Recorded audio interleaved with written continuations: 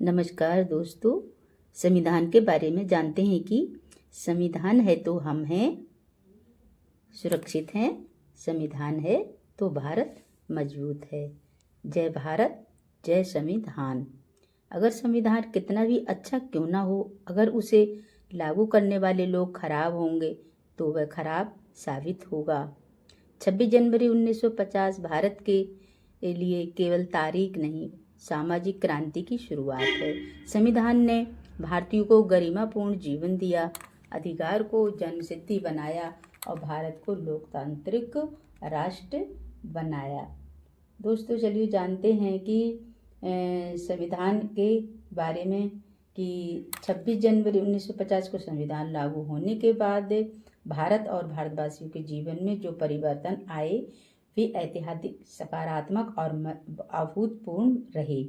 इस दिन भारत केवल आज़ाद देश नहीं बल्कि एक संप्रभु लोकतांत्रिक गणराज्य बना। ये दिन भारत के आम नागरिक के जीवन में वास्तविक बदलाव की शुरुआत है।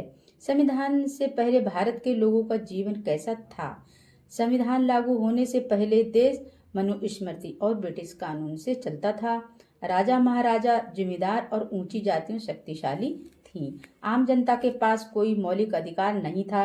महिलाएं, दलित, आदिवासियों, पिछड़ों को शिक्षा का अधिकार नहीं, संपत्ति का अधिकार भी नहीं, समानता का अधिकार भी नहीं, वोट देने का अधिकार भी नहीं।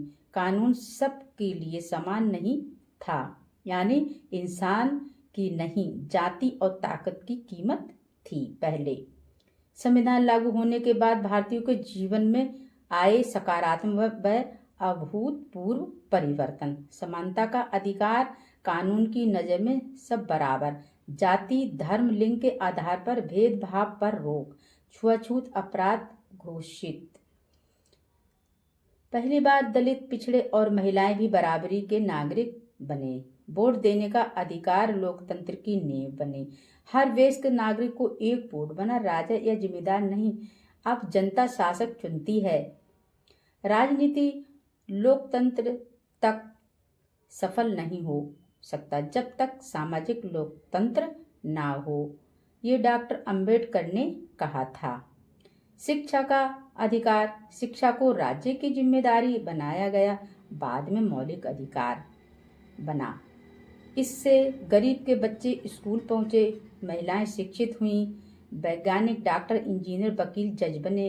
देश के प्रगति की असली ताकत शिक्षा बनी। महिलाओं के जीवन में ऐतिहासिक बदलाव, समानता का संवैधानिक अधिकार बना। बाल विवाह, दहेज प्रथा, सती, छुआछूत जैसी कुप्रथाएं पर रोक लगी।